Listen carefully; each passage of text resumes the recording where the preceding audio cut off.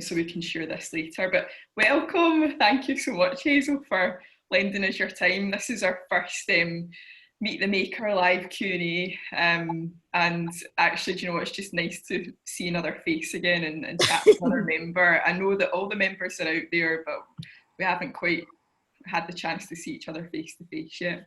Yeah, Zoom's been good for keeping in touch, but it's not the same as being in person.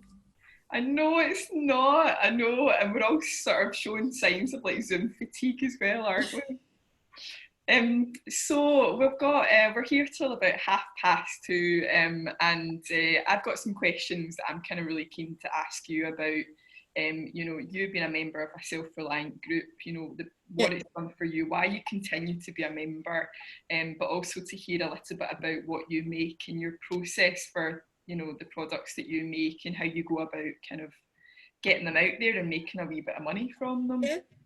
If anyone watching this has a question for Hazel, please feel free to pop it in the comments below, and yeah, we'll try and answer them. I've got 2 screens up here, so it feels very high tech, but I'll try and I'll try and pass any questions that are left on to you, Hazel, so you can answer them.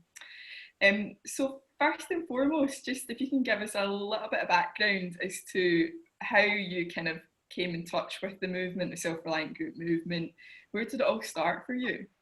Well, we've been involved. I'm one of Craft Buddies, who, as our name suggests, we're a group of friends who love to craft. At the moment, there's 7 of us, sort of regular members. We've sort of changed a few members over the last sort of couple of years. We came to Revolution quite by accident. Get fibromyalgia, and I'm part of a fibromyalgia support group, and through the support group we had got free tickets for St Mirren matches, and one of the other Revolution SRGers had asked, who's in our group, had said, I'll take some tickets. So she'd arranged for us to drop them off at the Revolution Hub in Mod Street.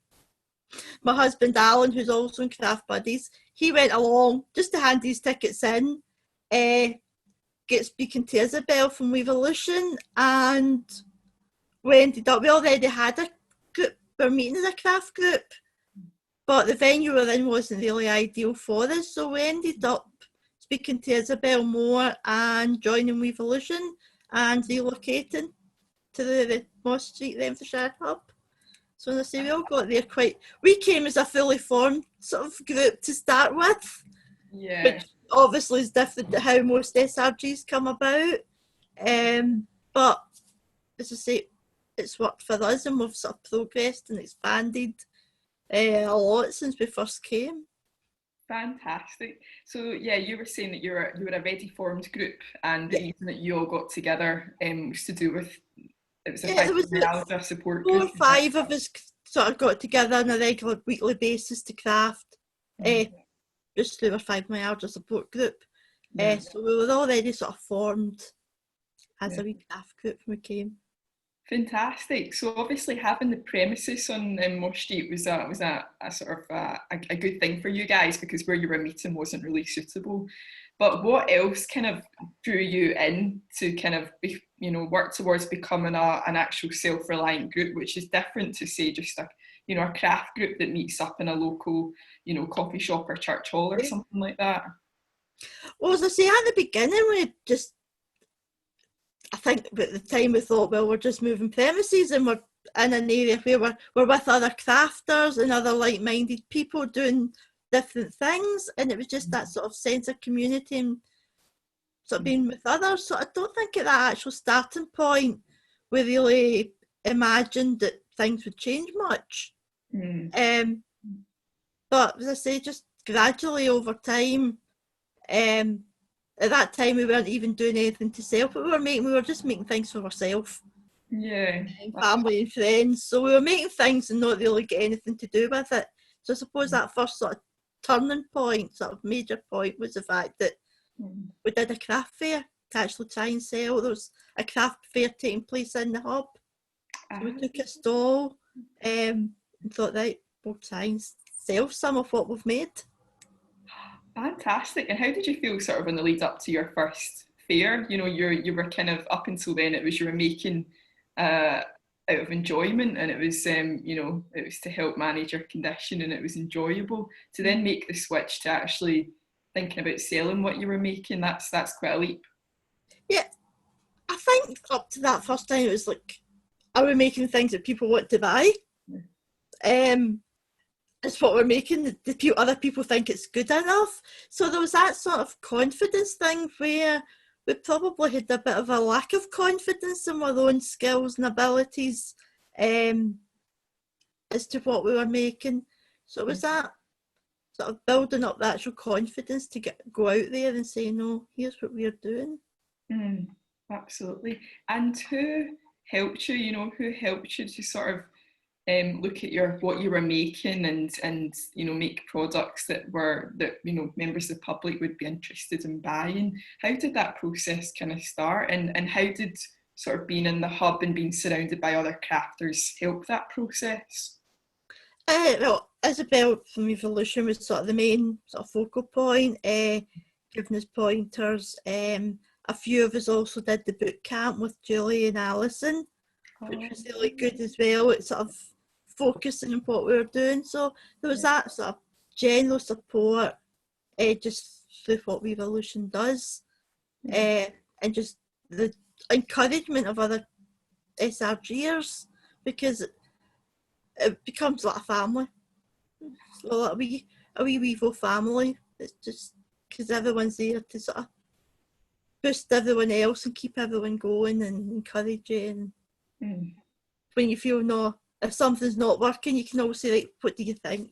Do you think this is going along the right lines, or should I just scrap it now and give up? And can you depend on other people that are part of the movement to kind of give you an honest answer on that front? Because it's not an easy thing, is it, when you've sort of invested your time and energy into something, but you were saying it is like a family. I think it is. I think it's quite good because people are quite honest. I think because we all know we're coming from the same place. So we know that criticism of something, or just saying, well, I don't think that's working, but maybe try it this way. So you're not getting sort of brought down and told, oh, what you're doing is not any good enough, but it's like, here's how you could maybe improve it. Yeah. So you're getting that sort of positive feedback as well. And often somebody will maybe give you an idea that you've never thought of, and it's just the thing it needs. Yeah. So you did your first craft fair, which took place in the hub. And which was how many years ago? How many years ago was your first craft fair? I'm putting you on the spot now, but how long? Two. Probably about summer 2 years ago, roughly. Yeah. And have you done many more since then? We have. Craft Buddies actually ended up taking over running the craft fairs in the hub and organising them. Yeah. So we also took on that sort of the SRG who had been organising the first couple, broke up and members moved away. So Craft Buddies ended up sort of taking on that role of organising the hub craft fairs. But we would do a regular monthly craft fair up in Barhead, and just a couple of other ones in the sort of Paisley area that we'd heard about. So we ended up doing a craft fair at least once, sometimes twice a month. Really? Yeah, so we've done quite busy with them. Saying that, I'm not surprised, because every time I came into the hub, you guys would be like parceling up all your goods and all your kind of stand furniture, getting ready to go to another one. And also through Evolution, we've also had a stall at the Comic-Con event in Paisley. That was through a connection with Evolution Isabel had. So Evolution got a wee stall for a couple of SRGers to promote stuff at Comic-Con. So that's been good as well for us. So that was a totally different sort of target audience to what we would normally have. Yeah, absolutely. Did you get dressed up for it? We did, yes. I mean, quite intimidating. It's like taking fancy dress to a whole other level, but that's brilliant. My daughter's very much into Comic-Con, so she guided us and kept us right. Oh, he had some wardrobe advice, thank goodness. Yeah, and pinch some of her outfits. So you're gosh, 2 years, like 2 years down the line now, Hazel, and obviously, you know, we've had this big period of interruption. Have you guys still been sort of keeping in touch in some capacity and kind of still mainly through online. Yeah. We all keep in touch with all good friends anyway, so we keep in touch online all the time. Yeah. So it's just mainly been online. We've been in touch. We've seen each other a couple of times, obviously with the MFR hub closed, and we've had to go in and sort of empty out our stuff. Yeah. So we saw each other. That was nice to see each other actually in person. But no, as I say, we've just sort of kept online. We've all been busy just with our own stuff. Yeah. Yeah. We've not really been sort of focused on craft buddies as such. Yeah, absolutely. So, just thinking about, you know, you were saying that you did the boot camp that sort of was organised through the team at Wevolution. Things like that and other sort of, you know, the support of and your enterprise officer, Isabel, having the premises, you know, what has all that kind of done for you as a group? Has it been of any benefit? Do you think you guys would be at a very different place had it not been for stepping into? Oh, definitely. I think if we had not got involved with Evolution, we'd probably still be in the church hall, meeting once a week, making craft stuff and not knowing what to do with them. Because we'd ran out of family and friends to give things to. I don't think we might have done the occasional craft fair if it come up, but I don't think we would have ever actually taken it to the point we've taken it now. Where our next stage is to sort of start looking at maybe doing more stuff online. Obviously, with the whole sort of coronavirus, it's made us sort of think, well, who knows when things like craft fairs will start up. We had already sort of decided we were going to sort of maybe just focus on doing seasonal, like Easter, Mother's, Father's Day, then sort of Halloween, Christmas, because that seemed to be our best sort of selling points. That wee bit in the summer was always for quiet time, so we sort of been looking more at how can we sort of promote ourselves online and promote what we're doing. Yeah, it's a huge Facebook Marketplace and different things like that. Absolutely, it's a steep learning curve, but it can get. It's also a huge opportunity. It's an opportunity to reach people that you wouldn't reach through your craft fairs and your kind of face-to-face selling. But tell us a little bit about your products that you kind of work on and develop, Hazel. Mainly for myself, it's crochet. I taught myself to crochet 2-3 years ago now. I tried to learn when I was maybe about 9 or 10. My granny tried to teach me, and I could do a chain, but I could never actually figure out how to actually crochet it back into this chain. And one night I decided I couldn't sleep. Problems with sleeping, so I sat with YouTube. I got a magazine. It was actually to knit a unicorn for my daughter, but there was a crochet hook that came with this magazine, and I sat with YouTube videos for the full night until I had mastered this wee granny square. And I was determined to do it. So that got me into crocheting. I really enjoy doing crochet, so I do a lot of that. But also like the box frames. Yeah. I've made up quite a few of the box frames, personalised. So I quite enjoy doing things that are sort of small and personal and rather than sort of done a few sort of bigger things like blankets, but I get fed up with them because they take too long. They are beautiful, but they're a labour of love. And what's your sort of I'm looking at is doing I quite like the fancy sort of shawls and wraps. So one of the things I'm sort of looking at doing now is maybe expanding into more things like that as well. Bags, just different things. Yeah, I love the crochet bag. Over the lockdown, I've learned how to work the sewing machine. So I'd started just before lockdown happened. One of the other SRGers was teaching me. Oh, nice. He taught me the very basics of how to sew a straight line and work the machine. So was able to get a sewing machine from a family member, and so I've been working at home and practicing my sewing. And yeah. Oh no, more sleepless nights until you master like the art of using the machine. so I might end up some of the stuff, including some sewing things as well. So. Yeah. Oh, fantastic! The last time I seen you, we were we were hosting a stall at the Women's Library, and you had some of your crocheted bags there, but they were gone too quickly. I kind of seen it and I picked it up and I went, "Oh, I'm coming back for that," and then it was gone. Obviously. They've been popular. The bags. But normally when I do my craft fairs, I do my crochet bags. One of our members, Amanda, upcycle, so she does bags from upcycled denim jeans. Brilliant. And they're popular as well. Yeah. Oh.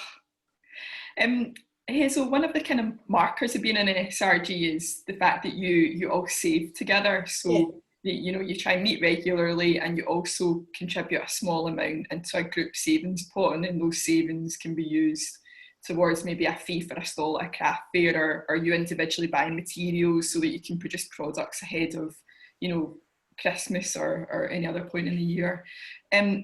Why save? What benefit has that kind of been to you on a kind of personal or a business level?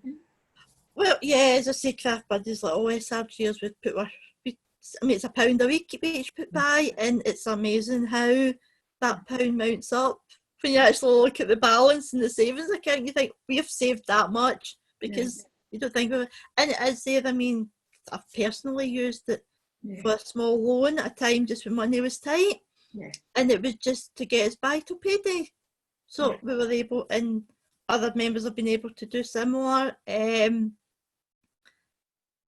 as it say, it tends to be there for craft fair fees if we need it, materials if something comes up.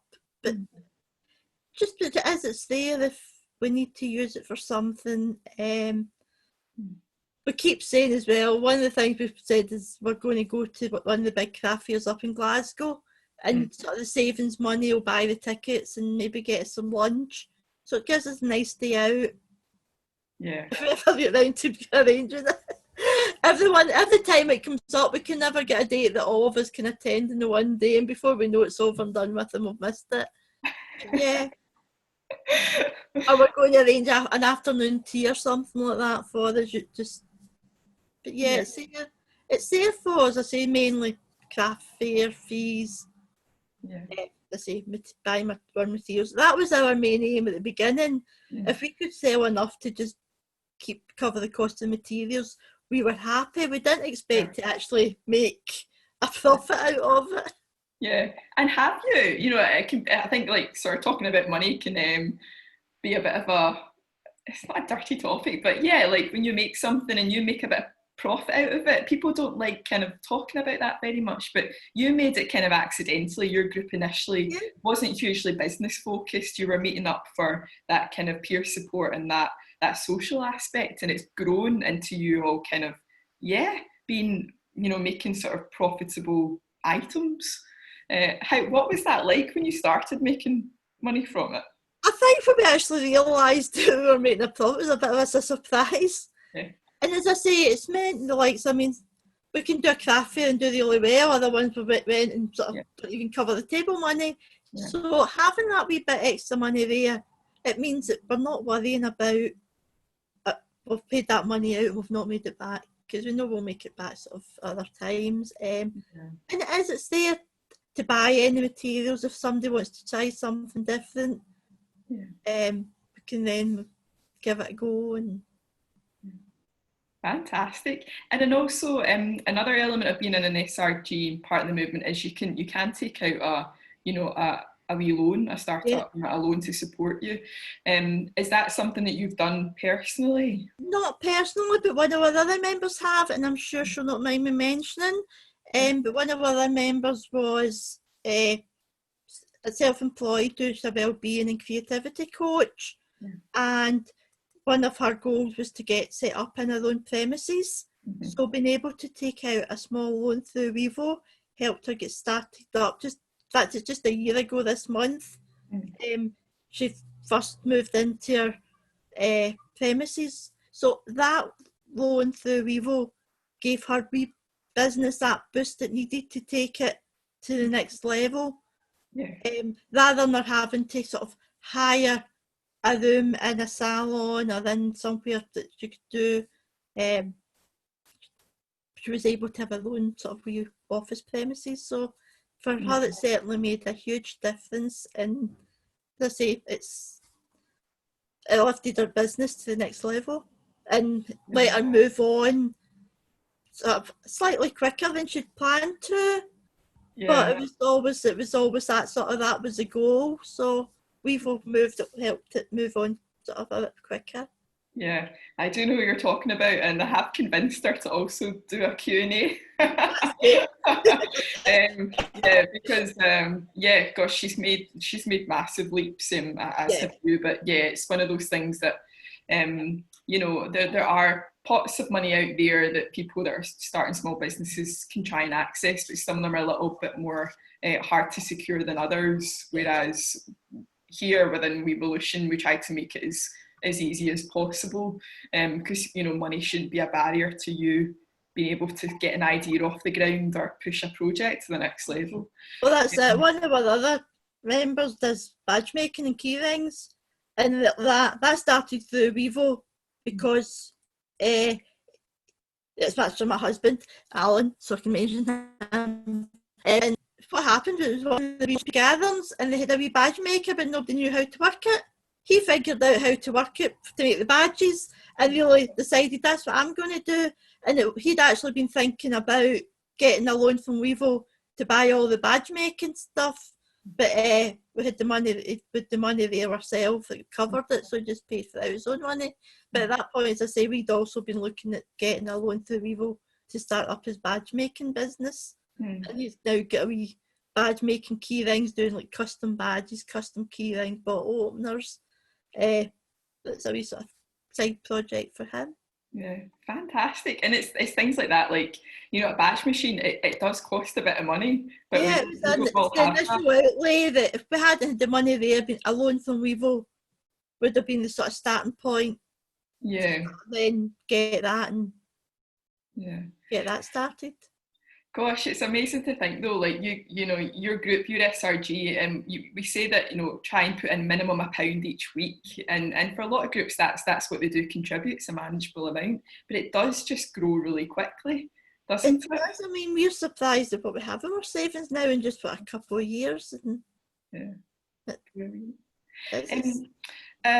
Hazel, one of the things that we've just launched is Trust Money, which is brand new for Wevo. It's quite a kind of innovative thing now, and basically it's £500 is given to an SRG. Well, they apply for it, and that money is basically, it turns you into a kind of small credit union where you can loan that money to each other, and you can set the interest rate, and it can be really, really low, but that allows you to kind of have your own sort of little bank there for you to use, and it can be added to your existing savings.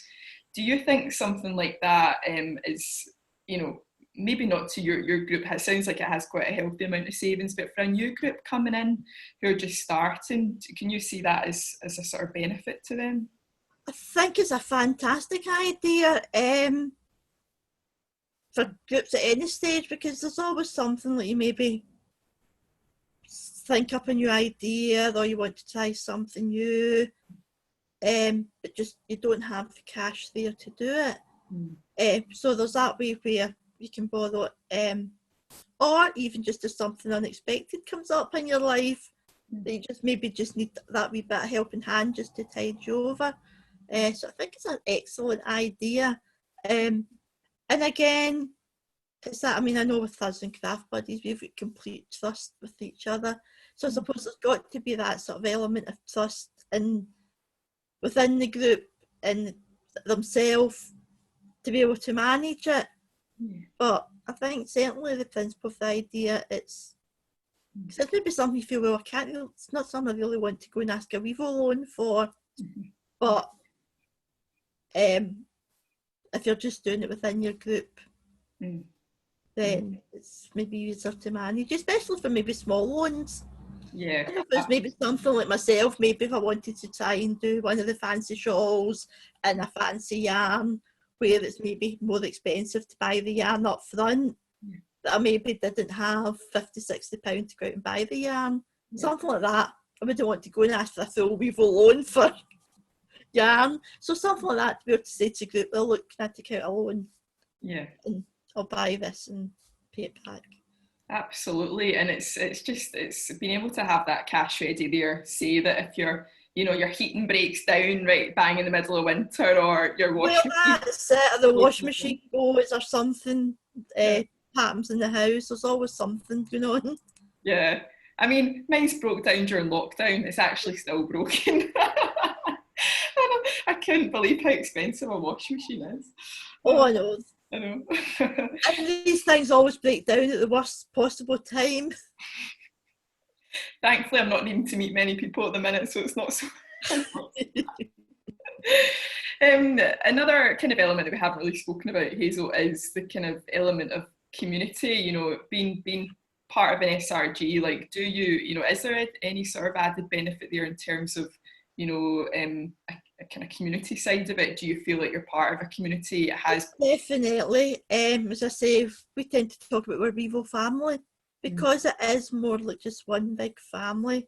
If you need that bit extra support, there's always someone there to give you the support that you need.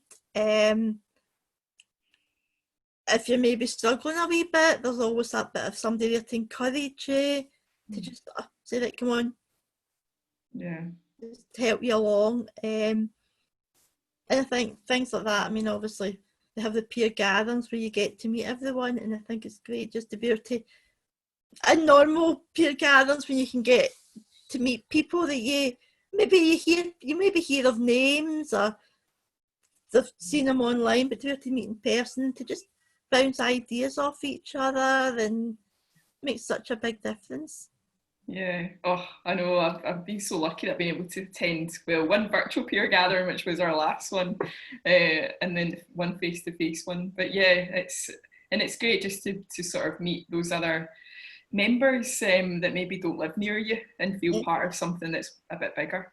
And I also had the opportunity last year, but last year was to go down to Cardiff, down to the sort of partner peer gathering down there, just outside Cardiff. So that was another experience that we'd never had, to get to see how people in a different part of the country are doing similar, but also doing things slightly different.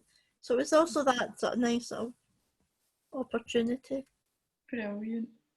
Well, Hazel, time's running out. I've just maybe got two more final questions, then I'll let you go. No problem. I wanted to ask about just what are you looking forward to next, within your SRG, but also, yourself, kind of upcoming projects. Have you got anything on the horizon that fills you with a wee bit of excitement? I think for SRG, is just we're looking forward to being able to meet up in person again and actually craft together. I think that's the thing we miss, whereas we're all crafting and doing our different things at home, and we can share pictures of what we've done, but it's not the same as actually sitting there doing it together. So I think that's probably what we're looking forward to most. But personally, as I say, I'm wanting to maybe look at what I'm doing. For me, normally I like doing small things, so I'm the one that does all the wee sort of Christmas decorations, wee Christmas stockings with a bit of chocolate in them, or wee Easter eggs, covers. I like doing all wee things like that, sort of the wee seasonal things, wee decorations. But I'd quite like to maybe start doing some of the shawls. I did myself one of the shawls over lockdown. So I think I'd maybe quite like to sort of try doing some of the fancier crochet work rather than just something sort of quite quick, plain and simple. A wee bit more of a challenge. See how they go for selling. I don't know. It's one of those things that is either going to be popular or not popular, but the fact as well, now I'm maybe able to use the sewing machine. Things like when I'm doing my crochet bags, I can now do them maybe with the lining, so they're a wee bit sturdier and sort of improve on what I'm already doing. Oh, fantastic. I didn't even know that there was such a thing as a crochet machine. That's cool. That's very No, cool. sewing machine, sorry, that's a Sewing crochet machine. machine. No, I can do I can sew that lining into the crocheted bag. So be nice if there was a crochet machine, that would be quite good. Need to invent one. I know, can you imagine? You'd be absolutely pushing those shawls out. Yeah, but as I say, no, I think that's for myself personal. I'd quite like to sort of maybe just push up a wee level and do something a wee bit more sort of complicated and Yeah. just give So, myself a wee bit of a challenge rather than just basic wee quick and easy things. Hazel, they're not quick. If you were to see me with a crochet hook, oh my gosh, you'd be grabbing the hooks off me and being like, just give it here, girl. Oh, I'm terrible. But my gosh, you've come such a long way since that when you pulled that all-nighter and sat there and Yeah, you were determined to master it. You I know, you've was. come so As I far. say, I'll have to think that. I'll have to think my granny will be proud of me. Because she could use the sewing machine as well. She tried to teach me to sew when I was young too. So that's me, I can do my crochet and I can sew a straight line. She'd be she'd be so proud. So you've got a daughter, Hazel, and I'm wondering, what does she make of all this? You know, you've been part of your SRG, and Well, she's been part of our SRG too. Uh, Initially, her and my husband and a friend were looking at setting up a sort of photography SRG, and it never really sort of came to anything. And they just sort of merged in with craft buddies. So she does a wee bit of craft, and she learned to crochet and done some stuff when we were doing the things for Comic Con. And I was quite actually annoyed because she did a few wee key rings, and her first attempts at crochet were stuff that took me about 6 months to get to that standard. And I'm like, how can you do them so good? I love it. Mother daughter envy.